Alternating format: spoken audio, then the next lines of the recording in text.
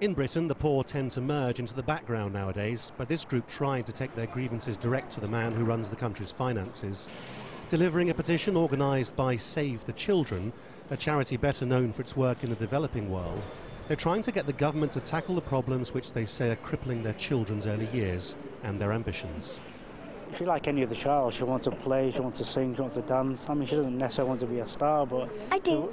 She just wants to enjoy life, you know, have a bit of fun, but she misses out on those opportunities. The ice cream van comes round, don't you, and can I have an ice cream?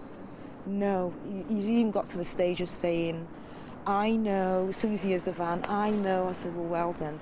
The phenomenon of child poverty isn't only in poor places. This is Islington, one of the best addresses in London, full of the trappings of elegant cafe society.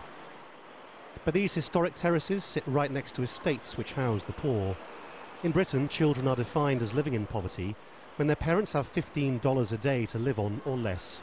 In places as expensive as this, people here are priced out of their own neighbourhood.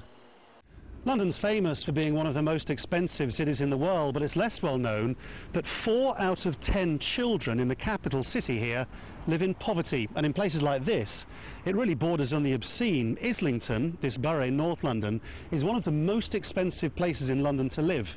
And yet it's also got one of the highest rates of child deprivation in the whole of the country. Some of these are £1 million houses, aren't they? Yeah, if you carry on down this street, you will find millionaire households. In an era of cuts to government spending and services for the least well-off, campaigners say a new problem is emerging. Not just poverty relative to the rich, absolute poverty is returning to London. If you've got £10 to spend on each of your children, it buys you less food, it pays for less heating, makes it harder to keep the home warm. The bus fares get more expensive. Everything's getting more expensive, but you have no more money than before. So therefore, in absolute terms, you're becoming worse off.